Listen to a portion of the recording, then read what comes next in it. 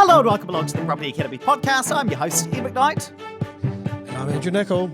And today on the show, we're talking about debt to income ratios. Oh, I have had so many texts from you guys about this. I've had texts, emails, I've had calls. We are talking about debt to income ratios today after the BNZ came out last week and said, oh, we're going to bang one on you guys. So the specific question I've had from a listener of the show reads this. So personally, these people have enough equity to purchase more property right now, but will be pretty much restricted to our current borrowing based on income. Could you possibly explain things like what proportion of rental income is going to be considered income based on the bank's stress tests under the debt to income ratios and anything else? So we're going to cover this today, guys, and I expect that it is going to be a bit of a recurring theme as this topic heats up. But Andrew, kick us off with how do the BNZ's debt to income ratios actually work, the ones that they announced last week?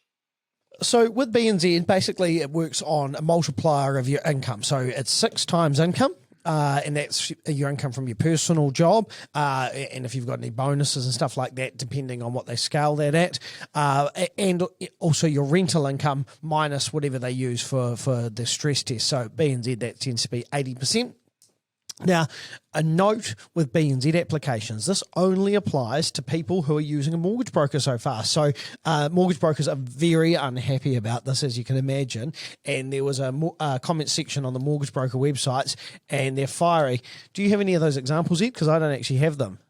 Oh, yes. Let me just jump into those because I love seeing like people who are very usually restrained and then all of a sudden they get very fiery. While Ed's doing that, I'll just tell you how it works in an application. I'll just stick with owner-occupiers because that makes it a bit easier.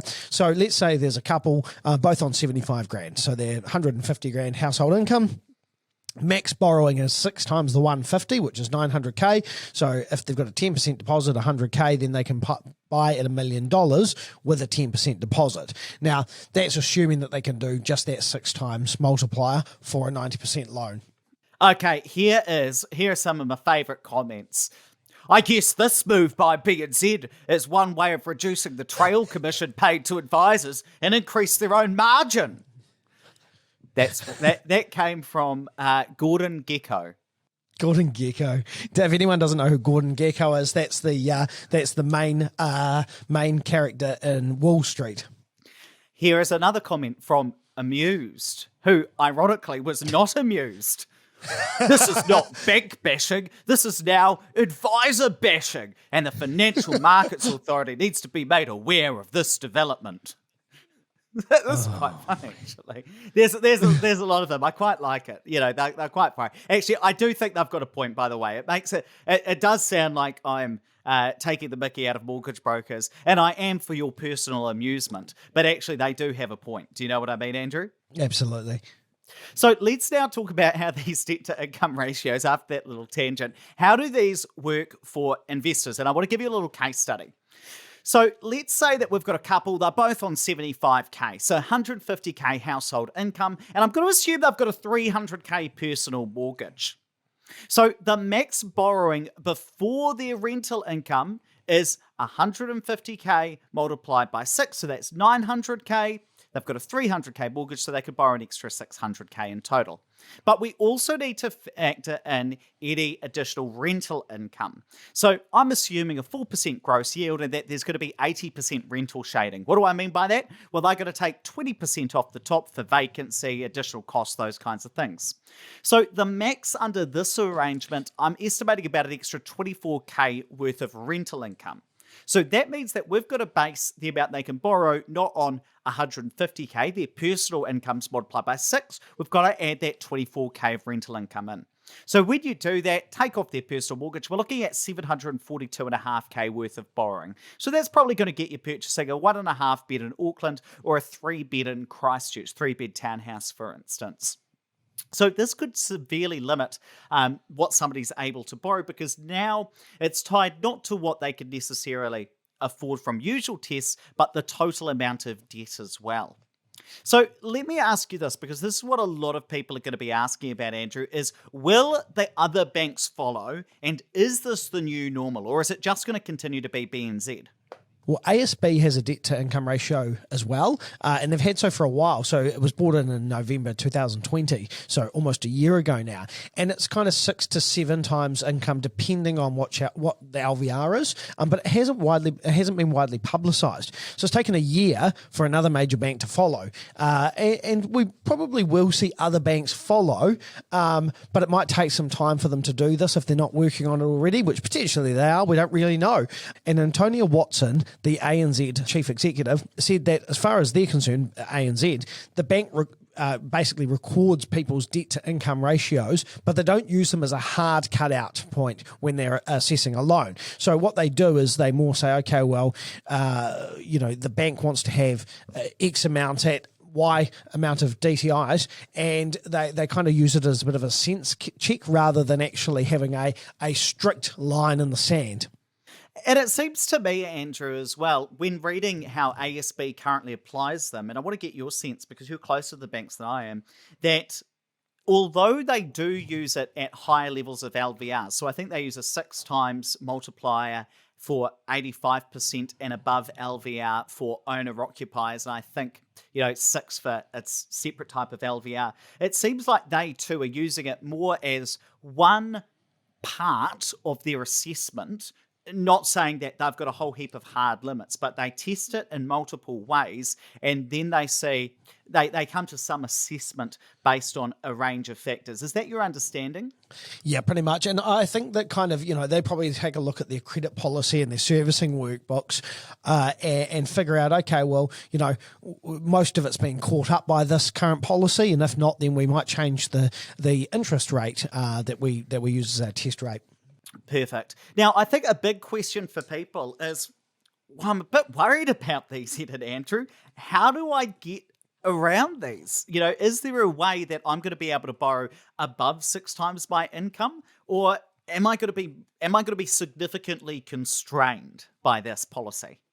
Well, I guess the obvious thing is just if you've got a high level of debts, then don't use B and Z or don't use ASB right now, because obviously they're going to be the ones that are going to limit you more than other banks. So you might use ANZ or Westpac if you're doing new applications. The other thing you can do, I know we've talked about it in the past, but use non-bank lenders. There's more and more of these coming out all the time. So talk to a mortgage broker about those, and there will be other options in the future. I know that because we're working on one. So we are currently working in-house in Catalyst to have a mortgage fund where we will be able to approve 80% loans for investors, and it won't be subject to these type of things. And I guess another big question you guys have been asking about is, well, what's the impact on property prices? So the idea that if credit is limited, and if I'm only able to borrow 6 times my income and incomes increase at 4% per year, does that mean that property prices are going to be significantly limited in the future? Now, of course, we always say that property prices are impacted by demand and supply. So if demand is somewhat restricted, then perhaps that might be the case. But I also think that you've got to weigh up both factors. So let's do that. On the demand side, you've potentially got people who are severely constrained from being able to get more and more lending. Now, when you look at the debt to income ratio across the whole market, it's quite interesting because it's not as high as you would actually expect it to be. The reason behind that is that there are a lot of people out there who don't actually have a lot of debt. Even though first home buyers, you've got to leverage up, you've got to take on a lot of debt in order to be able to get going. But after a while, there are a lot of people out there in quite conservative circumstances. So we're not necessarily at the limit for what the whole market could potentially borrow, but certainly people who are already stretched, people who are already at the maximum that they could otherwise do, sure, those are the sorts of people who are going to be constrained, and that may take some heat out of the market. But you've also got to consider the supply side. So let's think about somebody like Andrew, and I didn't tell you that I was going to do this, Andrew, but is it fair to say that you would have well over 6 times your income in debt? Yeah, absolutely. I've got way more than 6 times my income in debt. And I think this is the really interesting thing when thinking about the supply side. So there are serious investors out there who have literally, I'm not saying you're up to your eyeballs in debt, Andrew, but have got significant amounts of debt. Now, what does that mean? Let's say that a flat policy comes in across all the major banks, 6 times income, that's what it happens to be. Is Andrew ever going to sell any of his properties? Probably not. Why is that? Because if he sells one of the properties, he knows that he's not able to go and get the debt again to go and buy the extra property. And I think that's going to have a supply side implication where serious investors will be hesitant to sell unless they're going to take that equity and invest in a commercial property or put it into a high yielding property with very low debt, because you know you're not going to be able to replace that debt again. So I think while this could potentially have a demand implication, it could also have a supply implication where people hold off from selling their properties because they know that they're not going to be able to go and purchase an additional property in order to replace that one within their portfolio. And so you'll likely see people sitting on their portfolios more than they otherwise would be. So what I'm trying to say is that sure, there's potentially a demand side implication in here, which could potentially decrease prices compared to what they otherwise would be. But I also think that we've got a supply side implication where people will hold off from selling properties, both because of DTIs, and then of course we've got to think about how bright line tests also discourage people from selling, and that's going to decrease the level of supply on the market as well. And remember, we are at a record low number of listings currently on the market, something like 4 times less properties currently listed on the market compared to about 13, 14 years ago.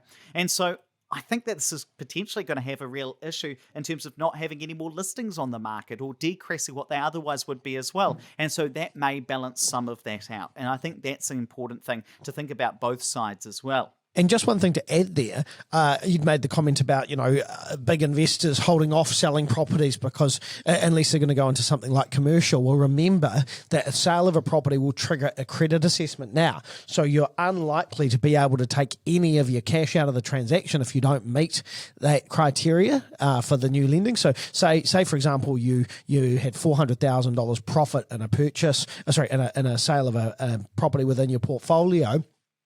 Well, all that 400 is going to be gobbled up at reducing debt because that's what the bank will require you to do with the discharge. So again, it just goes to the point of not selling those properties. Well, let me ask you this, Andrew. Why has the BNZ brought these in? Did the Reserve Bank make them do it? Well, no, that's the interesting thing. This is a voluntary move. The consultation on debt to income ratios with the Reserve Bank doesn't start until late November. So perhaps they did it to kind of set a level for the Reserve Bank. Perhaps they just wanted to be conservative going into higher interest rate market. But this isn't something set out by the Reserve Bank at this stage. Now, what you might see is the Reserve Bank does the consultation and they don't bring it out altogether, and then they might take this policy away. They might put it all into the Reserve Bank might bring it in across all the banks, but there might be some exemptions. So we know that new builds are tabled to be exempt. So maybe then you'll see a lot of these things change. I think that's probably more possible than them just staying the same. And what about if I'm an investor listening to the show and I'm a bit worried about these debt to income ratios? What are some things I can do? Well, I think the most important thing, and we always say this on the show, borrow when you can, because you don't want to be that guy that plans out your purchases over the next 7 years, even though you can afford to do it right now, and then in 3 years' time not be able to buy anything because the credit policies don't allow you to. This is a great example of that. So if you've been holding off, go and find an investment property now and do it. Now, the other thing that you can do as an investor is come along to our next webinar as well, because we're going to be deep diving into these debt to income ratios, going through in even more detail some comparisons of before the policy has come into place, and then perhaps what investors are able to get after they are tested by these debt to income ratios. So that's going to be on Tuesday, the 16th of November at 7 p.m. And we're going to have our good old friend Peter Norris come along as well and join us for that webinar. We're going to tell you exactly what you need to know and how to respond as an investor. Want to come along to that? Then I'm going to drop a link to that in the show notes. Tap or swipe over the cover art. There's going to be a link in there. Or just go to opuspartners.co.nz. You'll be able to sign up there.